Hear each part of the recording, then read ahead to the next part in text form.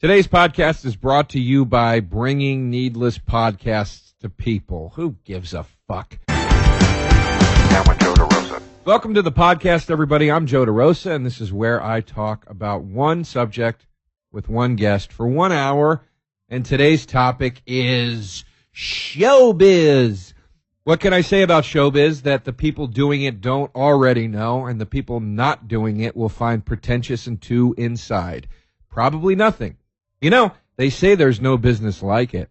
And, well, that's not true. There are 1,000 career paths out there that are equally as treacherous, exciting, exhilarating, and all-around disgusting as show business. To quote the great actor Carroll O'Connor, I have heard show business characterized as a refuge for childlike persons in flight from all things harsh and real. Well, I agree with that. But I also think that show business is a flight into all things harsh and real that will eventually make you more childlike and in need of refuge. In addition, showbiz is constant pitfalls, welcome and unwelcome surprises, and ego-pumping experiences will regularly make one participating in it say, to quote Carroll O'Connor again, jeez. That was a reference to All in the Family, a TV show that starred Carroll O'Connor, and to me, a TV show that exemplifies the reason that so many of us continue to brave the treacherous terrain through Hollywood or anywhere else that potentially grants us stages, spotlights, accolades, and applause while almost guaranteeing failure, rejection, loneliness, and heartache. Here's the reason we do it. We all hope to one day make something as cool and entertaining as All in the Family, most of us. Some people just want to fuck their face up until they get to host some sort of dance competition show. That was a plastic surgery bit. Did that play? Anyway, will we get to the cool place? Who knows? But we can sure get drunk a lot and bitch while trying. And with me today is a friend, a guy that I must say I admire greatly, particularly for his work on one of my favorite TV shows ever, It's Always Sunny in Philadelphia. He's a hilarious stand-up and an accomplished writer. He's lent his skills to shows such as Outsourced and Robin Big, and he currently resides at Two Broke Girls and in my heart. I'm glad to know this guy. He's fun, he's funny, and he makes me feel safe in this scary, scary city of Los Angeles. Patrick Walsh, everybody. Hey. Hi, Patty. Hi. How are you? Good. I'm good. That was a delightful intro. Thank you. Yeah. I liked it. I felt like I had a good flow. I didn't know if I was supposed to talk or not. Or No. laugh or... No, you did the right thing. Okay. You did the right thing. All right. I'm Yeah. nervous. Patty, I mentioned in the intro, you write for Two Broke Girls. I do. Okay. Now, that's the show starring Kat Dennings. Kat Dennings. Okay. And Beth Bears. Okay. And Garrett Morris. And Garrett Morris. Now, And others. this takes place before the events of the Thor movies. Yes, we discussed this last night. She works at a restaurant by day. Right. And then, what does she do with Thor in the movies? Helps him? I think she's just She pretty makes much, quips? she's just Kat Dennings in the movies. Yeah. I saw the first Thor, and I have not yet seen The Dark World. Okay. I know you didn't appreciate The Dark World, which is fine. I didn't like The Dark World. Okay. But now is Natalie Portman in the sitcom? She plays the other girl? She pops in. She's not the other girl, but she pops in. Okay. She's a rich girl who makes fun of them. And then, is she Thor's love interest? Kat Dennings? Natalie Portman. Natalie Portman. I thought she played Thor. Wait a second. I'm No, all no. turned around here. That's Chris O'Donnell. O'Donnell, right. Right. He's 45 years old, kind of pudgy. Yeah. And he plays Thor. Yeah. Yeah. And he's also on that cop TV show where he's partners with Ice-T. Law and Thorder. Yes. Right? Very good. And then the show I write for is a prequel to Thor called Be Thor and After. Uh-huh. But we're not at the after part yet. No, the after is Thor. Who plays Garrett Morris in the movie, though? Morgan Freeman plays Garrett Morris in the movie. I don't remember him being in... No, it's Samuel Jackson plays Garrett Morris's part. I see where you're confused. Samuel L. Jackson plays Morgan Freeman, who is playing Garrett Morris in the Okay. movie. It's sort of a behind-the-scenes meta thing that they do. Okay, so that's great, man. Yeah. Why would they call the Thor TV show Two Broke Girls? That's the only part I don't understand. At least call it Marvel's Two Broke Girls. Well, that's a mouthful. Something with agents in the title. Yeah, well, they already had Agents of S.H.I.E.L.D. Well, I know, but tie it together so we know that this is part of the same universe. Agents of S.H.I.E.L.D. with Michael Chiklis. Wait, who? Michael Chiklis. Who's that? He plays Vic Mackey on Agents of S.H.I.E.L.D. Vic Mackey? You never watched The Shield. I thought you'd keep this bit going with me. The Shield. I'm still going with it. The The FX Shield. crime drama, The Shield. Oh, The Shield Yeah. with the guy that played Thing. Yeah, yeah. In Marvel's The Fantastic Four. Yes. No, I've seen that We're show. real deep into this now. I've seen that show. Yeah, it's pretty good. I like the movies they made about his character, The Thing. Did you see The Fantastic You're- Four, which No. is where Thor is one of the members of the Fantastic Four? No. Did That's you see the spin-off really good. Thing movies? No, I didn't know they made those. They were called Swamp Thing, which was weird. I didn't understand why they brought it into a swamp all of a sudden. It just the Thing hanging out in the swamp drinking beers. It wasn't even the Thing. They made him all green. Yeah. I don't know why. Well, that might have been the Hulk. Oh, shit. You're right. Okay. Yeah. All right.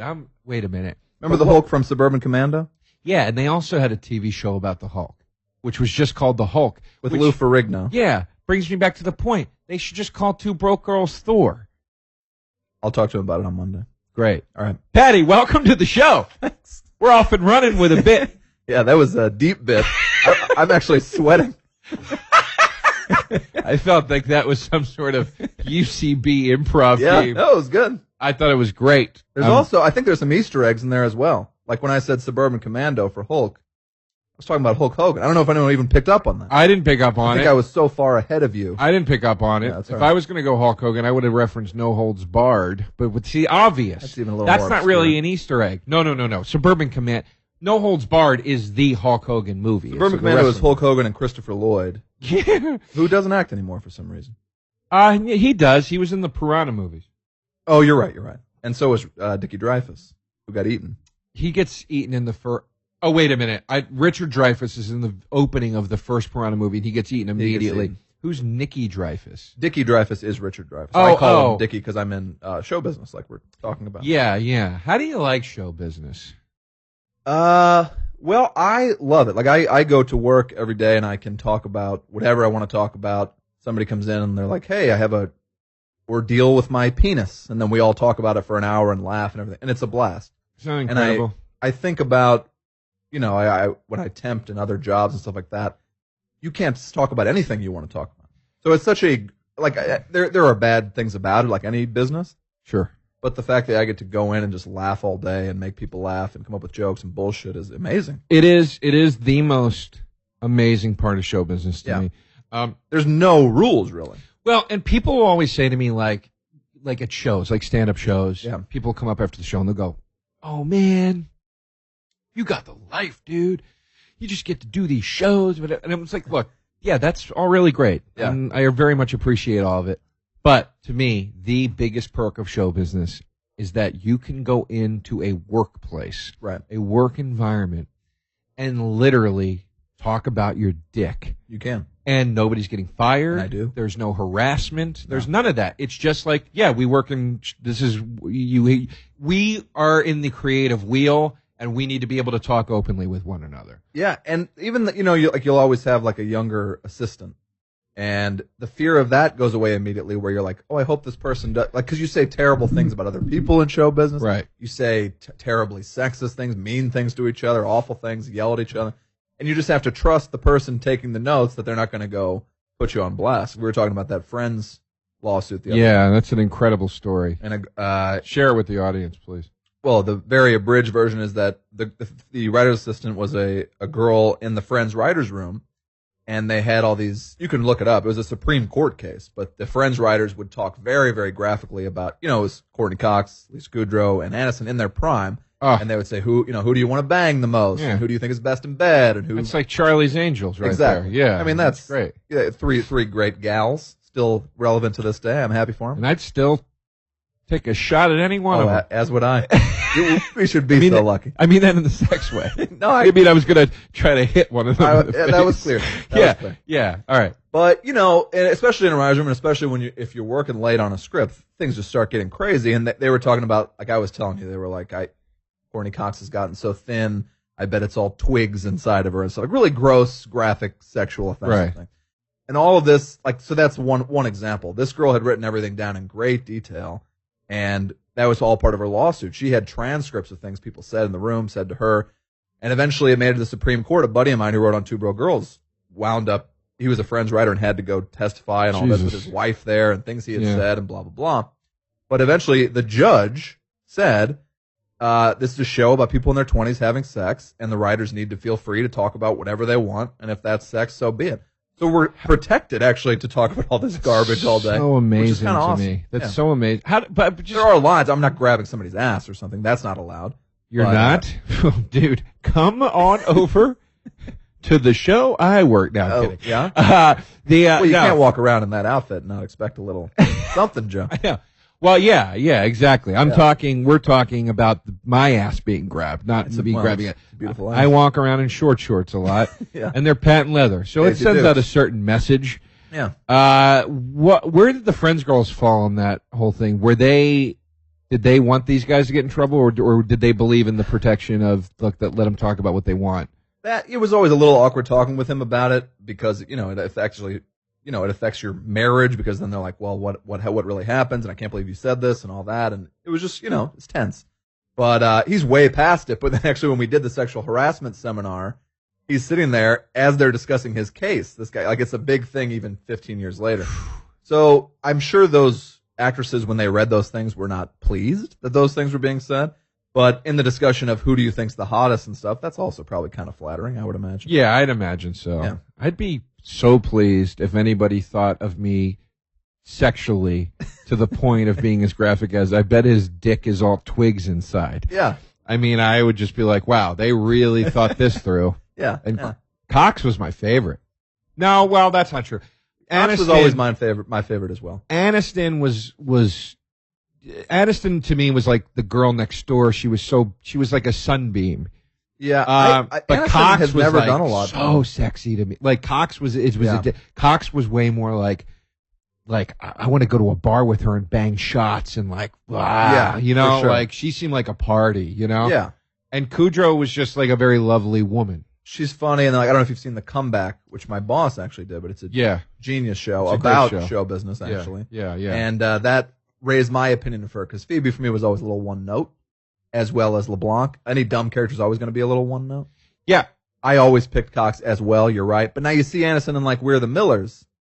It's like, we didn't have that Aniston back then. Like, what's going on? Where did this come from? We didn't get that Aniston till Horrible Bosses. That's true. And it's odd that someone, would start taking off the clothes that late in the game. Well, she's kept it together, obviously. She taken off the clothes. I mean, she's gotten that as revealing. I don't know. It's not like you see her naked, but yeah, she's been as revealing in movies prior to that.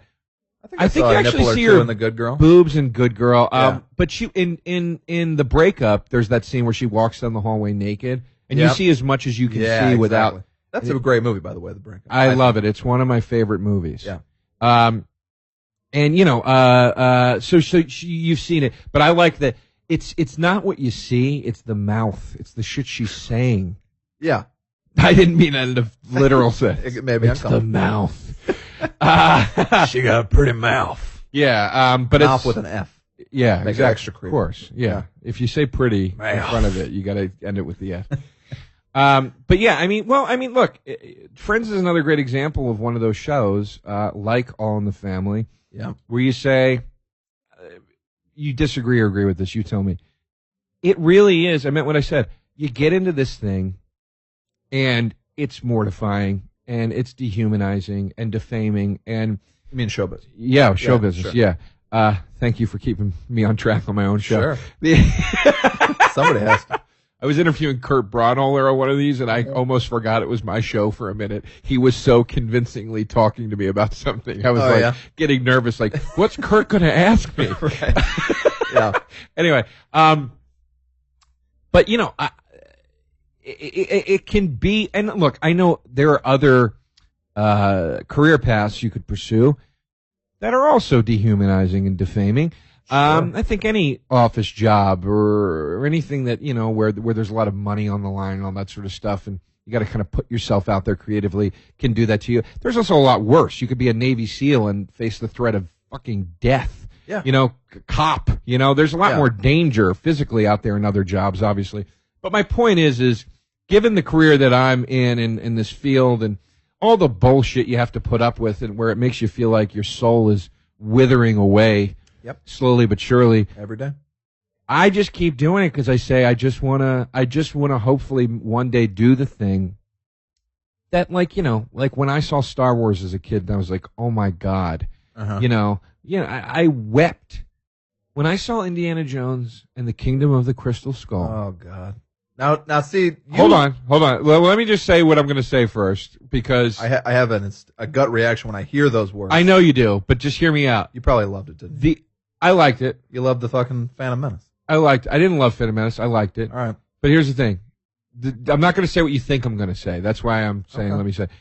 I got teary at the beginning of the movie when you see the silhouette of Harrison Ford put the hat on and it plays the music. I just got chills.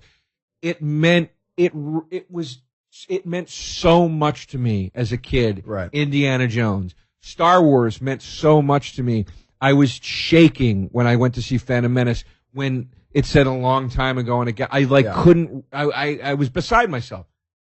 I would love to one day be able to do something that affects somebody 10% of what I felt in those situations. Sure. And that's why you put up with it. That's me. Is that what you feel? Is that what your pursuit is? Well, absolutely. I mean, my whole thing was always comedy from when I was a little kid. John Hughes in particular. Right.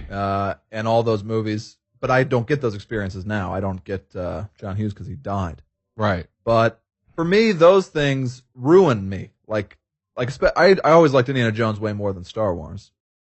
And when I went to that movie, I couldn't talk for a couple days. Really? Yeah. Really? I was just angry. Really? I don't know why they have to keep doing it. Oh, keep doing it. And you liked all three of these Star Wars.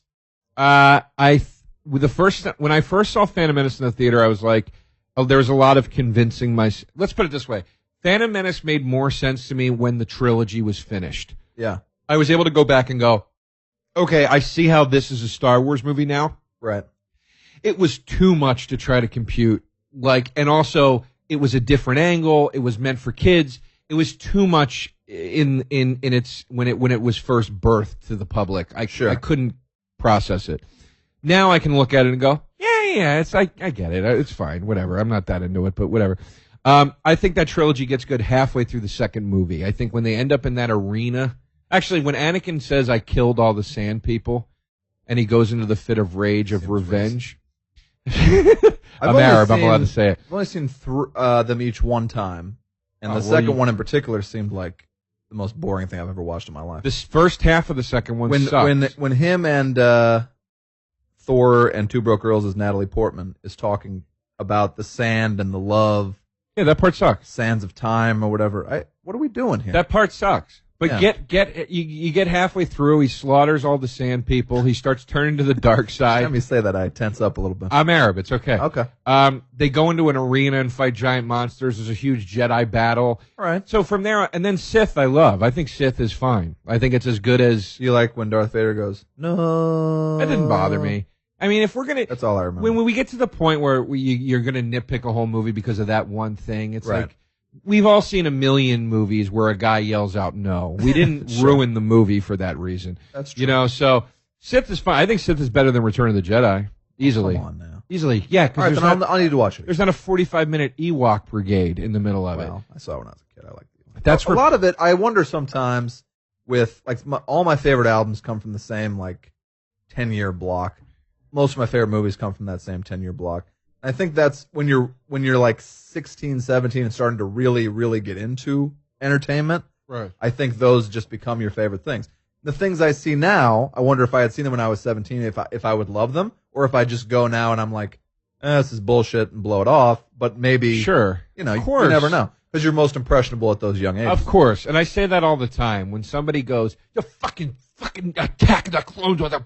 I'm like, you realize you were 6, right? Yeah, exactly. You realize you were 6 when you saw the other movies. Right. And I know guys, Bill Burr, actually, who we just did an episode with. Bill's about 10 years older than me. Mm-hmm. And he's somebody where he's like, oh, I don't think Star Wars holds up. It's like, yeah he's a guy in his 40s. Yeah. Like, he saw it at a completely different age. It's a completely different thing for him. And I think, I don't know. This is an interesting area of show business, though, and this is one that everybody can relate to, whether they work in it or not. There's an ownership thing that happens. And the ownership, I was just talking about this at a party with somebody. There's an ownership thing that happens with pop culture, with the products of show business. And the ownership thing often goes just in the negative direction. It doesn't go in the positive. So with Star Wars, which is the perfect example, people go, he ruined it. He ruined my childhood. Those movies suck. That's my new character I'm working on. The negative scat man? Yeah, negative scat. Yeah. Scat man. I gotta tell you, Druthers. that character's not gonna be around a long time. It's pretty one note. But I wish you the best of luck with it. Take it over to UCB tonight. Maybe they'll love it. Let me show you how it works. Let me do it again. Nope. That was the correct answer.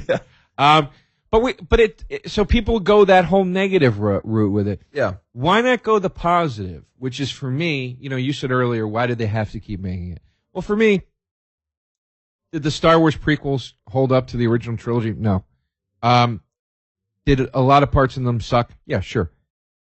But I don't care. Yeah. Because what I take away from them is I got more lightsabers. Sure. I got more opening scrolls to the Star Wars theme. Yeah. I got more backstory. It's a great way to look at it. I got more battles. Yeah. And I don't give a fuck that he rolls around in the field with Natalie Portman. I just skip that part on the DVD, and I get to the parts that I like, and I get to watch Yoda fight a Sith that was Lord. cool, yeah. Yeah, so... Well, what helps me now with that shit, like the first Hobbit, I was asleep in 10 minutes. I hated it so much.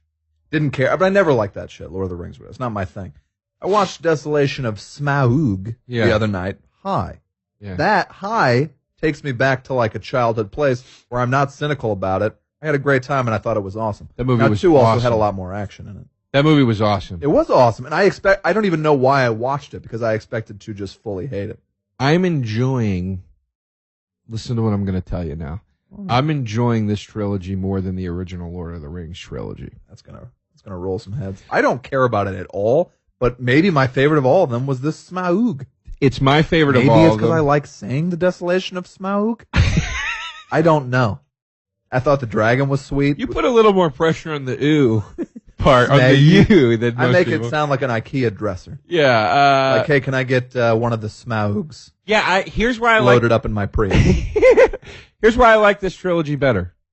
The first one I don't think was great. I thought it was too long, and I thought there was a lot of bullshit at the beginning. It's Hobbit singing about how delicious cheese is. Yeah, I know. And singing about how fun it is to wash dishes. Well, and talking about the adventures they're going to have 12 hours from them. Let the kids learn something while we're watching the movie. I don't think kids like kids. The Hobbit. It's fun to learn. It's fun to wash dishes. Well, we're teaching a nice lesson here to the kids, sending a good message. Well, teaching them a but lie. Here's the thing: when it gets rolling, I liked it. It just took a while to get rolling. Yeah. And here's why I like this trilogy more. To me, the first, there's nothing that sums it up better than Clerks 2. When I like Clerks 2. Underrated. I love Clerks 2. Yeah. When Randall's having the argument about Star Wars trilogy versus Lord of the Rings. Yeah. And he goes, fuck the Lord of the Rings. All those goddamn movies where was a bunch of people walking. Even the fucking trees walked in those movies. Which is it's very so true. Perfect. But now Star Wars, like my dad was in 1977 when it came out. That's the year he married my mom. He was like 23, 24 years old. Right. So should have been like a big deal for him.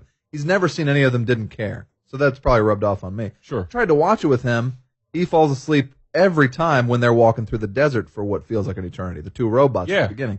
Like, what the hell? Like, he gets angry and shuts it out. Anyone where people are just walking endlessly, just pass time. We don't have to see them walk. Just tell us, hey, they got there. We know they got there. If you said to me right now, which movie is better in the Star Wars canon, the original Star Wars or Revenge of the Sith, I would say Star Wars, the original. Okay. If you said, which do you want to watch, I'd say Revenge of the Sith every time. All right. Every time. All right, why? That's interesting. It opens with a huge space battle. That's followed by an awesome lightsaber thing with General Grievous. Yeah. That's followed by Anakin killing kids and turning to the dark side, and then they fight on a lava planet. Right. It's fun to fucking watch. Yeah, okay. But here's my, well, we don't have to go back to Lord of the Rings. I made the point. I found the first one's a little boring. I find these new ones a little more versatile. Yeah. They're fighting ogres, they're fighting goblins, they're fighting orcs. The first one, it was a lot of orcs over and over again. All 5 of these, if I'm not wrong, are just them walking this ring from A to B. There doesn't seem to be anything else. And then the things they come across in the middle. But is it devotion to the books that they need to be 6 hours? No, well, this new trilogy, you know, The Hobbit's one book, and I remember he's adding being shit. short. He's adding shit. Like, there's nothing in the book about like the coming of Sauron and all that stuff. I mean, it's maybe hinted at a tiny bit, but there's no like actual like, oh my god, this is happening. Right. There's none of that, you know. But I like it. I'm like, I got it. It's one last hurrah. This is the last Tolkien thing that can happen. Sure. Tolkien. I think it's Tolkien. I think it's Smog. J.R.R. Tolkien's The Desolation of Smaug. You know, what's interesting that we're talking about them is that these movies, none of these movies ever meant much to me. Back to the Future, I always took over all of them. Indiana Jones, definitely. God, my best friend growing up used to say that. He used to say, you know, Back to the Future trilogy is better than Star Wars, and I used to get so mad at him. Temple of Doom's my favorite of all these movies we're talking about. I love Temple of Doom. I love when people say it Non-stop. sucks, they're idiots. Too dark or whatever. And then when you watch on the DVD extras, George Lucas and Steven Spielberg are like apologizing for it. Yeah. Because they were going through divorces and they felt that it was too dark. Like, my God. What's the matter with you? They're going through divorces, and two of the things in the movie, there's a guy that rips your heart out of your body. They talk about that. They were like, they were talk about when they watched it, they were like, this is too much. Then he was like, someone ripping the heart out. He's like, he knew right away that was him kind of working out some shit. And then the woman, the Sex and the City chick, is the most obnoxious, abrasive, That's not the Sex and the gold-digging City. woman. It's not? No, it's Kate Capshaw. Kate Capshaw, you're right. Who was Steven Spielberg's new wife. Yeah. I'm sorry, I was thinking of Cattrall, who was in other shit. She's super gold digging, super obnoxious, she's super like me. screechy and horrible. How about awesome? There's a cult that sucks you in and controls your mind. Yeah. Sounds kind of like marriage. Well, all right. But more than all those, like the movies I watched over and over and over and over, 16 Candles, the first Vacation movie, right? Chevy Chase, Home Alone, Roger Rabbit. Never a big Home Alone fan till the last 15 A little minutes. younger than you, though. I was like 10 when that came out. I was 12. Well, then what's the matter with you? I liked the last 15 minutes. I didn't give a shit about watching some kid that lived in a nicer house than I lived in, whose parents had more money than I had, running around, having a good time in the snow. I didn't give a fuck. He wasn't having a good time in the snow. I didn't give a fuck. His life was at stake. It's not funny until he starts fucking throwing bricks at Daniel Stern's head. Then I completely care. disagree. Then I care. Uncle Buck. Also, at that age, I'd already seen Goodfellas. Okay, see, I couldn't And see I'm R-rated watching- movies till I was 17. Yeah, and I'm watching, like, now my favorite character from Goodfellas, like, in a wool cap being like, yeah, I'm a burglar. And it's like, no, man, I know this guy's not threatening. His character from Goodfellas is threatening. This guy isn't threatening, you know, so I just didn't care. But I like the end. I love the end, and I love the end of the second one even more. That's even because more it's violent. so crazy violent. Yeah. It makes me laugh so hard. Yeah, it's hilarious. Daniel Stern, best scream in the business, in my opinion. Oh, with the tarantula scream Yeah. is like, I mean, it's unfucking believable. Yeah. And Daniel Stern, again, another classic thing. Wonder Years. That's the kind of show you see as a kid, and you go, I want to do that. I want to make something like that. Because it's clearly meant something to the writers too. It wasn't just like, we're going to make this thing and it's cool, which is what's cool about John Hughes. The stuff he wrote about, you could tell there was him. He was in there. He was part of it. Well, and until more you and get more, to Dutch.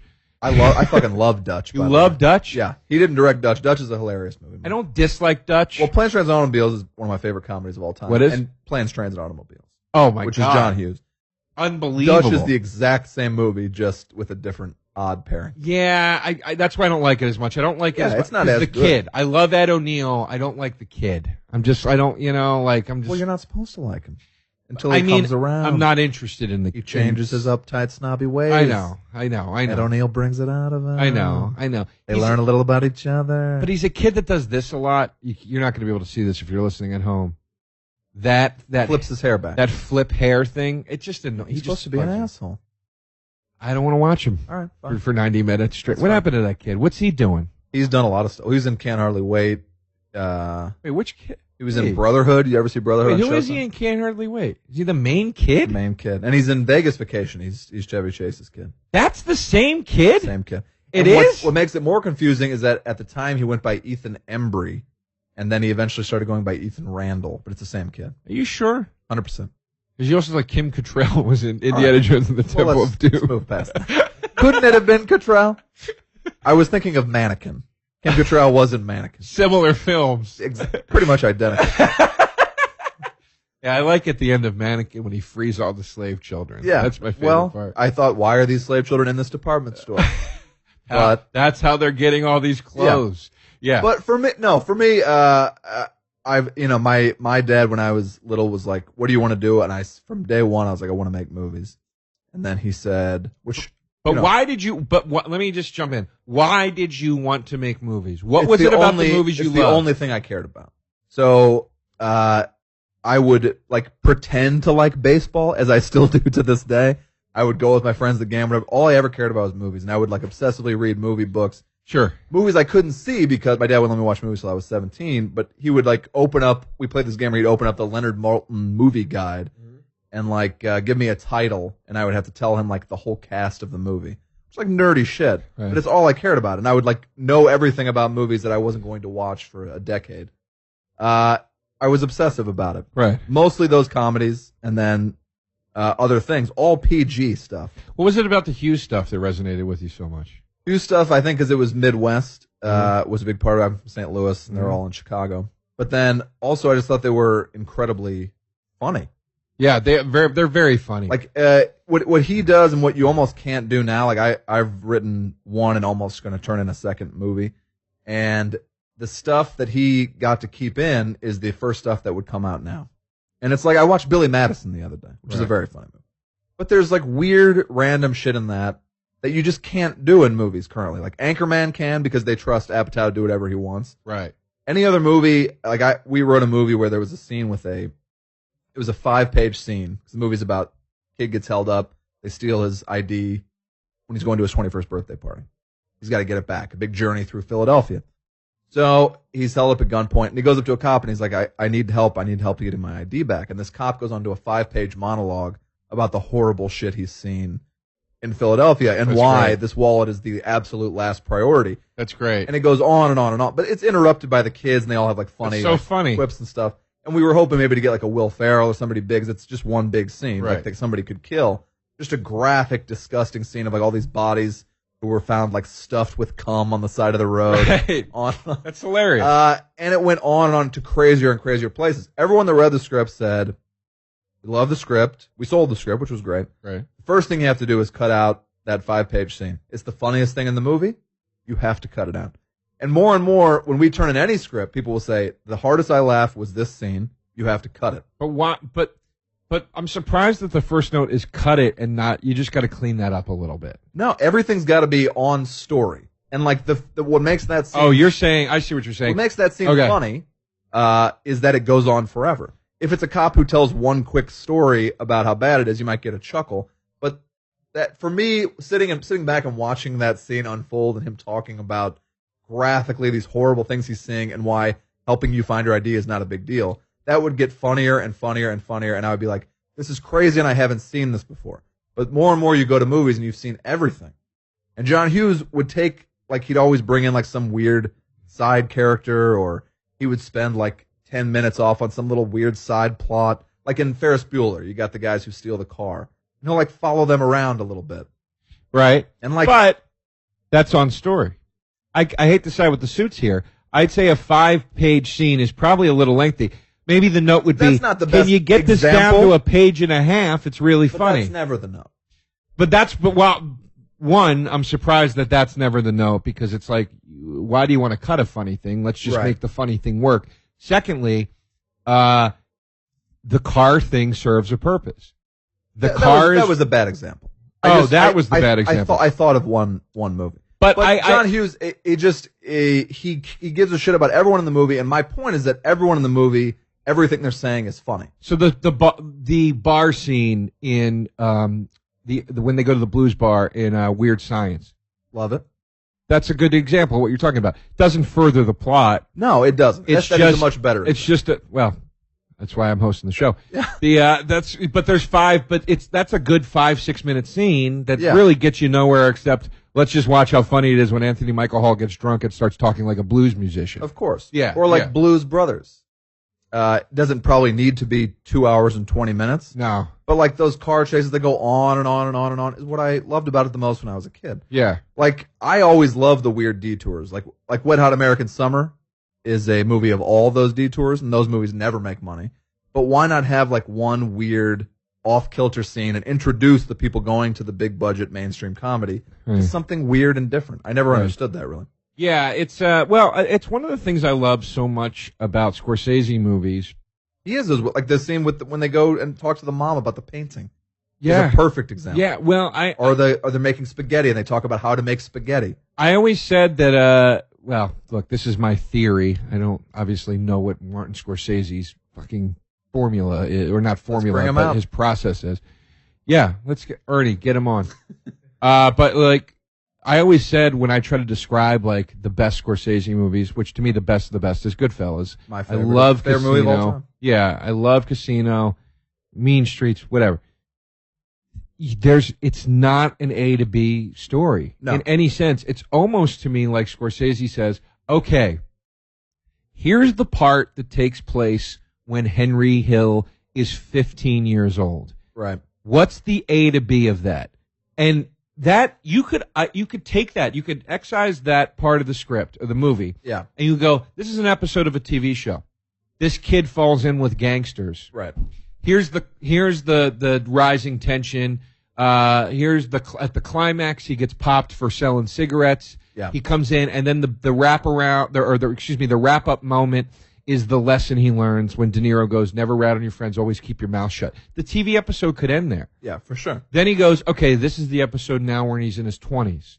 And the best Scorsese movies to me function like that, where it's just vignettes, essentially. It's Yeah. like 4 to 5 or 6 or 7 vignettes. Then like here, and I'm sure somebody said end it. They go, hey, let's talk about this coked out day a few years down the line and just follow that paranoid coked out day. Yeah. Boogie Nights follows the exact same structure as Absolutely. as Goodfellas, like almost note for note, almost minute for minute. Yeah. They end with that one last thing, and it's this crazy day, coked out day. It's almost identical, really. Yeah. But that's because those guys are considered legends, geniuses. I mean, Paul Thomas Anderson wasn't at the time, but you trust those guys to do it.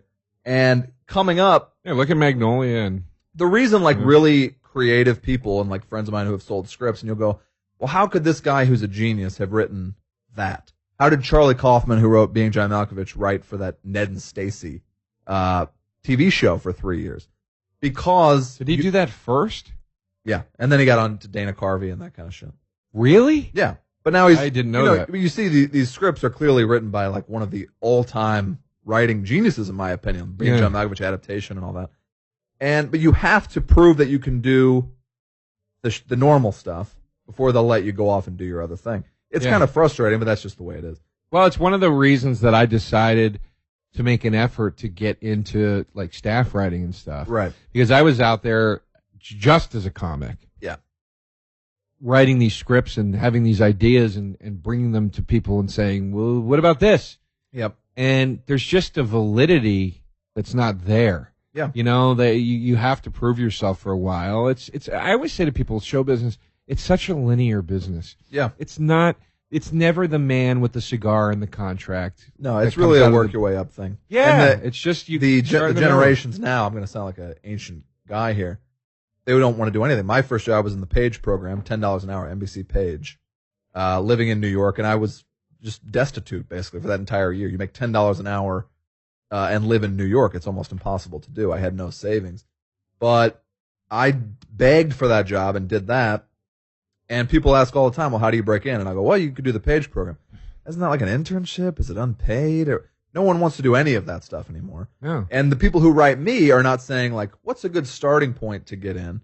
People are saying to me, hey, I've written 10 pages of a script. Can you read it for me and give me notes? Well, it's one of the reasons that it absolutely makes me sick to my stomach that people get writing jobs off of a Twitter feed. That's happening all the time now. That's terrible. I think it's absolutely despicable, and I think it's absolutely disrespectful to anybody that's ever had to pay one day of dues in this business. Yeah. It's Also, writing a couple tweet jokes does not mean you can write an episode It's of television or a insane. movie or anything.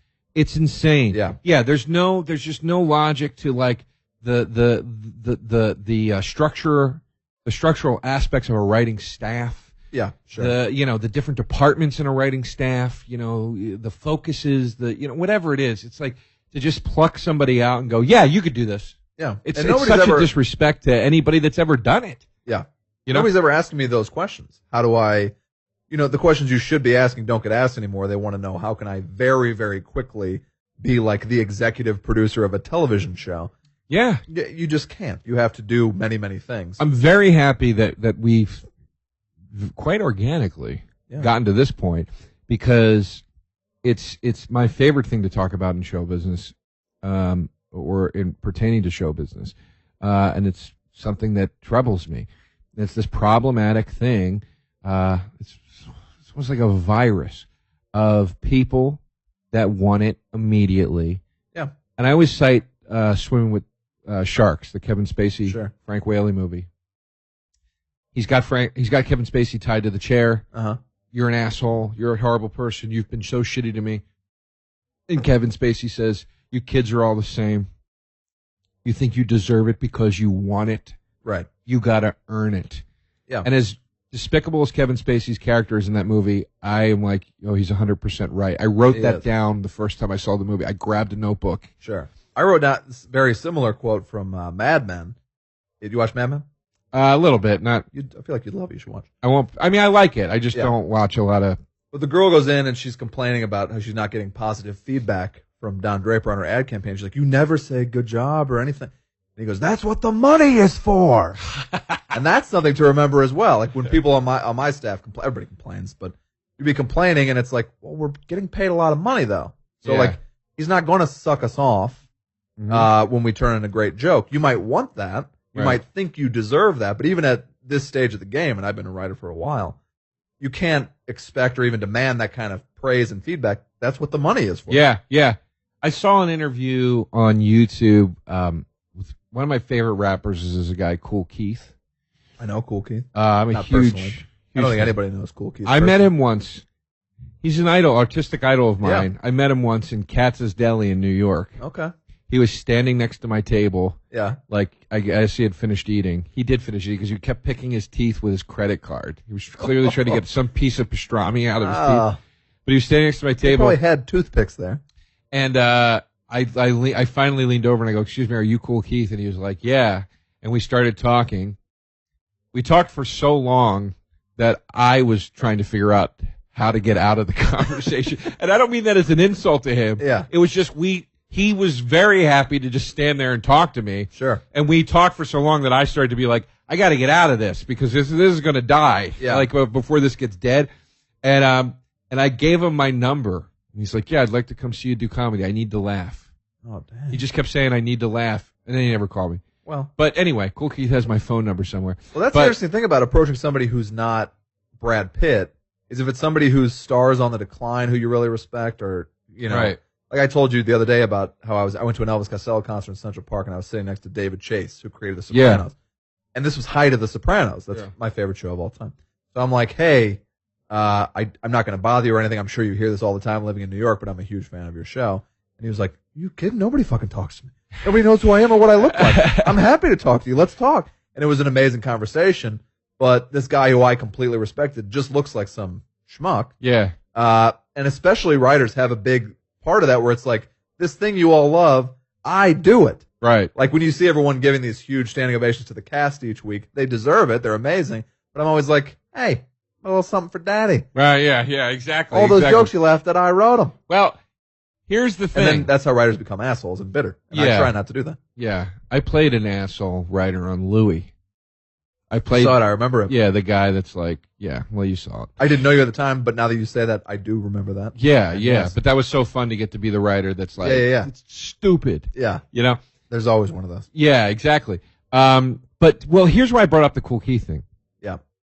I watched an interview with him recently, and they said, you're talking about retiring from rap and blah, blah, blah, blah. Why? Right. And he said, because the dynamic, he said something, I'm paraphrasing, the audience dynamic has changed.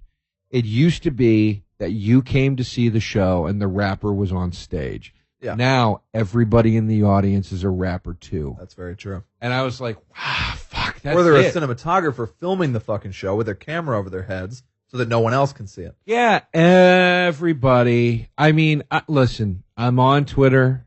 Yeah. I'm there. I'm part of the necessary evil. Sure. I rarely tweet. Yeah. I use it as a way to promote shows. I'll send out a funny thought if I think of it. Right. And I try to continue to acquire followers. And I'm verified. Thank you, Twitter. Congrats. That all being said, I think, and it's not Twitter's fault. It's our fault. But Twitter to me is like cigarettes. It is such a fucking problem, like such a sleeping fucking problem in this culture. And it is created and is continuing to cultivate a monster, an absolute monster that one day everyone feels entitled, is what you're saying. Everyone feels and everyone entitled. Thinks they're hilarious because they have followers. Absolutely. Yeah. And one day we're all going to look up and go, what have we done? We've ruined it. I had that moment with Twitter, and I'll still think of a joke or two a day and post them, and I love getting favorites and followers and whatever else. Sure, yeah. Especially when it's a big person that follows me. It's very exciting. But I had that moment where I was like, this is sick and I should stop doing it. I was like just constantly scrolling through it, and people, it's a life for people. Like when I post a tweet at 10 a.m. and 10 p.m. and the same people star it, that means they're just on Twitter all day for the most part, and that's scary to me That's all they do. because that's not cultivating a writing career. When people say like, "Hey, can you maybe slip my Twitter feed to your boss or whatever?" It's like, write a full script to show that you can do it. Because a couple funny tweets are nothing. Or write a packet. Yeah, of course. Write a packet. Because don't post every thought you have in your head and like start a cute. That's what I used to do before Twitter. And I'm honestly super glad I came up slightly pre-Twitter, because then every joke I had went into a packet and I got to shape it and work on it. And then I wound up with a great packet. And that's what got me jobs. Well, and that's the thing. It's like you're not a writer because you can write the things that come into your head. Yeah. That's half of it. Right. The other half of it is when somebody says to you, you got to do this right now. I need something about this. And then you have to write within somebody else's boundaries. Yeah. Or guidelines or whatever you want to call it. And in That's the voices writing. of those characters. Exactly. And there's 5-6 characters a show. Each one has a different voice. And if you're doing all like little quips like, the dress she wore at the Emmys was fucking ugly, that's not going to help you write for 6 characters in a show. Exactly. And that's what bothers me with the Twitter feed thing. It's like you're just writing your own thoughts. Anybody can do that. That's called stand-up comedy. Yeah. Not anybody could do it. I have an immense revere for stand-up, which is why I do it. Yeah. But my point is that's stand-up. That's poetry. That's go up and talk your own shit to an audience and see if it works or not. But, for somebody to just go, well, I'm a writer because I made this funny. Yeah, but you thought of that. Yeah.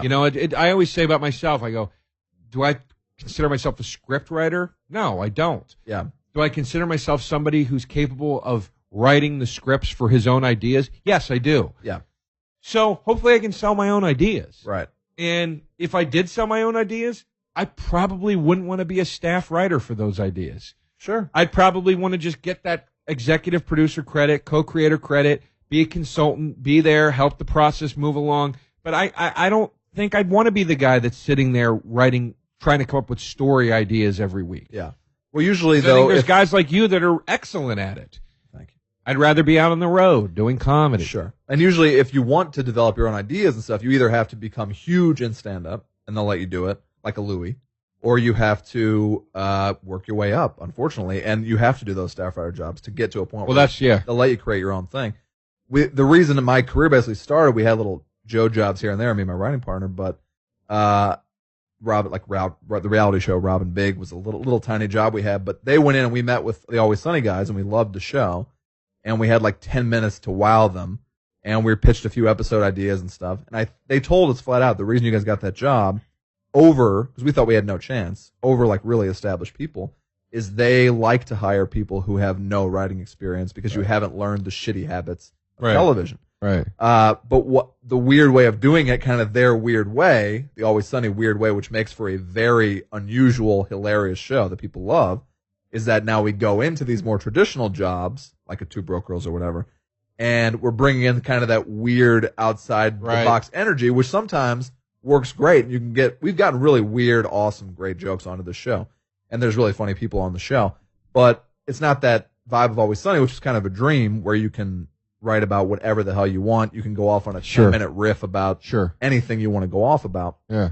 But they intentionally hire people who haven't learned bad habits. And you see those bad habits basically sticking to a formula, which is most of what sitcoms are. Right. You see that even happen on Twitter. People will use the exact same joke structures and change 2 words and become huge successes on Twitter. No one's trying to come up with original shit. They're all just like rephrasing other people's jokes. And it's really the same 10, 20 jokes. They're sad, really. Yeah, it's truly, to me, it all kind of reflects it upsets me that so much of entertainment is this now, but it's just such a celebration of average. Exactly. You know, absolutely. It's an empty validation. Well, I have this many followers on Twitter. What does that mean? It doesn't mean anything.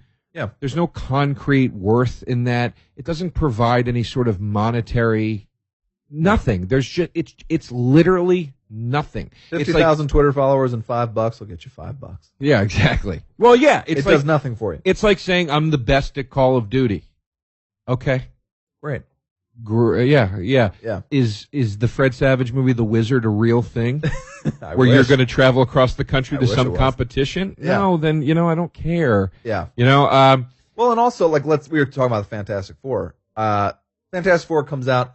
Oh well, let's make 3 of those movies because it made $250 million. You ever talk to anyone who loved the Fantastic Four? They keep making all the huge budget things back when we were little. Like a Poltergeist or like an Indiana Jones or a Star Wars. They changed people's lives. And the stuff that comes out now, all these big budget movies, for the most part, except for like a Matrix here and there or something, are complete garbage. All of them. And instead of making 10 amazing $20 million movies from scripts that they love, they always go for that one big $200 million movie. They spend $200 million, they make $215 million, and they keep doing them. It's all crap. It's all average crap. The bait and switch aspect of movie making these days is very upsetting to me. Yeah. It's like you said with Fantastic Four. Well, who cares if the first one sucked? And comic book fans from here to Japan were like, this is a goddamn disgrace. Forget that. Yeah. We're going to make another movie and put the words Fantastic Four and Silver Surfer on it. Yeah. And they'll just buy the tickets. And they did. And you go into the room and you're like, I remember Brian Post saying in a really funny joke about how he hated the Star Wars movie so much, and I don't agree, but he hated the Star Wars movie so much, he said, I'm not even going to see the third one because I think I'm going to walk into the theater and it's just going to be George Lucas there waiting to rape me or something. It was something along those lines. Sure. But I feel like that sort of, that hustle is so present now, they put everything's, and again, this is another Twitter or online thing, buzzer words. It's like, well, why does your YouTube video have 6 million hits? Why? Because I didn't dress a banana up as the Green Lantern. Right. And then I just got clicks because the words Green Lantern were in it. Yeah. I made a thing that I actually thought was quality and I believed in it, and it wasn't built on some kind of sales marketing scheme. Yeah. It was just a thing I made that I thought was good. Yeah. That's all. And it makes me so sad, but that's everything now. That's another one. YouTube hits. What does it even mean? 1 million hits? It doesn't do anything for you. Nothing. Yeah. Literally nothing. Yeah. And it's a great thing in addition to something else. I love the fact that, I'm working on the Pete Holmes show.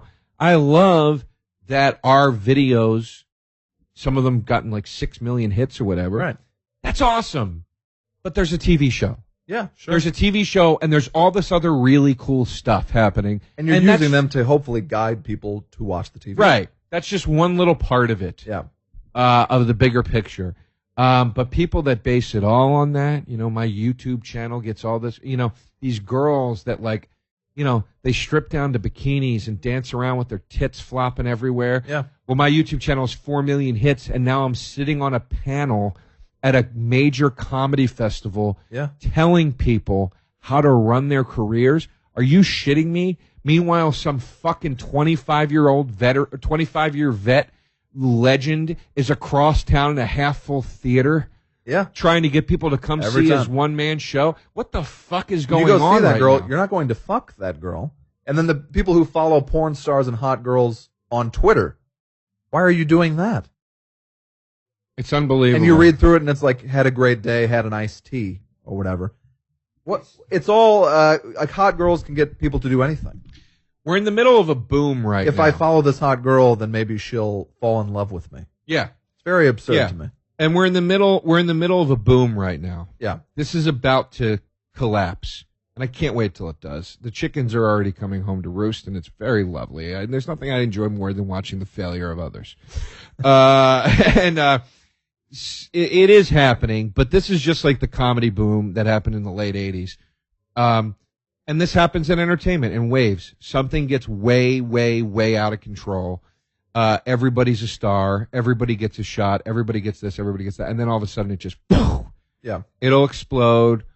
And then it'll just be the rebuilding phase again. Right. And it can't happen soon enough. I really hope that that takes place very soon. Yeah. But with all this being said, with all we're complaining and bitching and fucking seething about right now, we still do this. Yeah, sure. You still do it. You still stick in it. But I feel good about the way I came up. I think you do as well. I fucked a lot of guys. Okay. But you felt good about it at the time. I didn't. You're high on whippets. But the point is we're what here. are those things called? The Poppers. Poppers. Yeah. You had a good time. Real quick. I'm Yeah. happy you mentioned poppers. Oh, okay. Where That's is the this first time part that of sentence show has ever been business said. now? Where is this fucking part of show business now? The blowing guys to get to the no, top. Sam That's Kinison, still out there. Sam Kinison walking out on Letterman. This is on YouTube. You can see it. Okay. He's blitzed out of his mind. Yeah, you missed that. He's so blitzed, he's wearing sunglasses. He takes them off. He does. I'm not saying it was good that it was blitzed. This is the part that I love. He's supposed to do a 7-minute set. He does one joke about don't videotape yourself having sex. Then he goes, man, I gotta phrase this next thing real cool. Because he's all fucked up. Yeah. And he goes, do you ever have sex on amyl nitrate, which is poppers? Right. They bleep the words. You see Letterman walk off the set, and and then Kinnison's looking at the director going, "What? That's it? That was like 3 minutes." And they cut him short. Yeah. And that's the whole set. That excitement does not happen anymore. Yeah, exactly. Yeah. I'm not saying go on Letterman all fucked up. Sure. I'm not saying any of that. What I'm saying is that excitement. What happened to the counterculture in entertainment? It's not allowed anymore. It's not allowed, and Yeah. it's gone, and there's nothing left to rebel against. Right. This is like when, right now, the whole climate in entertainment, whether it's stand-up comedy or television or movie, whatever it is, it's just like when grunge broke and then got shitty. Yeah. We're at the Candlebox stage. We're at the Candlebox 7 Mary 3 stage. Yeah. And it's becoming cumbersome, frankly. Yeah. We're at that stage in the entertainment thing right now. Everybody, and I think I said this to you in a bar last night. Mm-hmm. Who the fuck am I supposed to rebel against except the guys in my own fraternity? Exactly. I'm at a point where I want to turn to people that sometimes I'm on shows with and just be like, you know what, guys? I'm going to spend my whole set bitching about that last guy. Yeah. And I don't do it because there's no way you look good doing that. You just look like you're being an asshole and you're battling uphill. But it's like there's nothing left to rebel against, and that drives me nuts. There is no excitement, as you said. There is no. Yeah, did you see this? Did you see that last night? That doesn't happen at all anymore. Yeah. And then you're like, oh, if it is something exciting, oh, I didn't see it. I'll look it up. And the best you'll get is, did you see when the girl from Community ran on stage at the MTV? I don't care. Yeah, it wasn't the girl from whatever her name is. Aubrey. Aubrey. Yeah, And Aubrey's very nice. Yeah. My point is, it's like, Did I see when the famous person did the famous thing on the famous thing to the On the famous biggest guy? show in the world, yeah. Yeah, that's not exciting to me. Yeah. And That's it's also, not there's no exciting to me. feeling of, oh, fuck, I missed that, or I have to watch that. Yeah. Because then if that was an exciting thing, then I can go, oh, no, I didn't see it. Click, click, and I'm watching it. Yeah. It's sad. We Yeah. sound like old men, but it's true. It's sad. It is very sad. You know what excites me? Did you hear when Gallagher walked off of Mark Maron's podcast? It's like, Yeah. that's what I want to hear. I did listen to that, yeah. I want to hear, yeah, and I did too, and I loved it. Yeah. But it's like, that's what I want to hear. I want to hear a guy that I like talking to a guy that I don't like. They both have their recognition and everything, but Yeah. nobody here's a superstar. Yeah. And some shit happens, and it's a little dangerous friction. or crazy, Yeah. and some friction. That's what I want to fucking hear. It's not Gallagher going, hey, come see Gallagher the motion picture, and then him going, yeah, that sounds great. I'll Yeah, check it out. yeah, Which is all every interview is now. I complain exactly. Yeah. I complain all the time about, like, you know, how many comics. I always say this, and I don't mean this in like, you gotta be edgy, man. You know what I mean? I don't mean it like that. But I do complain all the time about how I always say, if you're a comic, I'm just gonna put it in stand-up comedy terms. If you're a comic, you should walk off stage once every however many times you're up there. Yeah. And go, I fucked up. I fucked that up. I thought they were with me. Shit, I should have done that bit. Right. And whether that leads to you going, I'm not going to do that bit anymore, I was out of line, or leads to you going, fuck them, I'm right, they're wrong, whatever it is. Yeah. It needs to start with that place of going, I took a shot and I fucking failed. And I don't know why I failed, but I got to figure that out. I don't hear comics doing that anymore. I hear guys walking off stage, and the worst they say is, they're nice. They're okay. Yeah. They should hate you sometimes. Sure. Oh, and Not because you're being hateful yeah. or hateable. I see a bulk of stand-up comedians I see are just so bland and inoffensive and nothing, talking about the same things people have been talking about for I'm so tired however long. of it. I'm so tired of it. I don't get it. You've all become the things you've beheld. Yeah. To quote The Untouchables, one of my favorite movies of all time, Sure. David Mamet, who to me is my John Hughes. Uh-huh. I went with David Mamet. I'm just kidding. David Mamet can be annoying as fuck, though. Yeah. When he's on, he's amazing, but he can be really obnoxious. Oh, yeah, totally. Yeah. I love him, though. And I love his daughter so much. Oh, if you hear this. Oh, you're into her. Sweet, sweet. Josiah? Well, her name's Shoshana on the show. Her Zoe name in real life Mamet, is right? It's I like think it's Zoe. Zoysia Grass or something. Oh, it's a hardcore name. Yeah, you're into her. Oh, my God. You kidding me? I'm not. I think she's an amazing actor. Like, she's incredible on that. She is the best thing on Girls. I like Girls a lot. It's a show. I like girls. And I think they're all good, but Yeah. she's exceptionally good.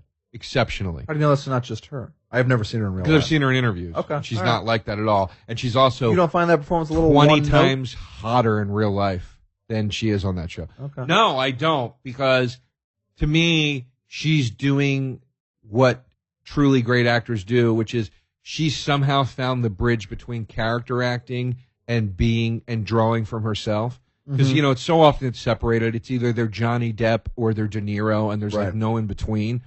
She's somewhere in the middle of that, where it's real and believable, and you're like, this is part of her somewhere. But then also she's put this like cadence and this energy and whatever into it, where it feels like a character. Yeah. And you see her in an interview, you're like, wow, she's a very different person. I Anyway, expect a big Josiah Mamet gush out of you, Joe, but all right. you should see my pants right now. Anyway, but here's the point. The point is that you've become what you've beheld. You know, there was a time when people crucified. Look, they crucified Dane Uh-huh. for several reasons. Dane and Cook. Dane Cook. And one of the things that they chose to crucify him over was, well, he's fine if you want to entertain college kids. Right. Well, if you want that to be your audience, you all entertain college kids. Sure. You've gone beyond that. You all entertain, all of you critics that were so above all that, you cater to high school children now. Yeah. You're all doing Oh, well, the clubs are stupid. They don't listen. They're not open-minded. Really? Right. Is there anything more closed-minded than your little fucking art house gathering? Well, they only respond to buzzer words in the... Really? And you guys aren't doing that? Sure. It has become as snobby, closed-minded, stupid, disrespectful, and immature as everything that it was ever supposed to rebel against in any way. Yeah. And it just very much saddens me. Because if you can't be a rebel in the goddamn entertainment business, then where can you be one, Walsh? And that's where we'll end. All right. Right? Yeah. I'm going to go punch a cop in the mouth. Go punch a cop in the mouth. All right. This business stinks. It makes us furious. But at the end of the day, you do it why? Because you want to be John Hughes Yes. or I want to be David Mamet. There's no business like show business. No business I know. I said it at the beginning. Right? Did you? I did. wasn't paying attention. And that's the problem, and it comes full circle again. I was tweeting. What do you want to plug?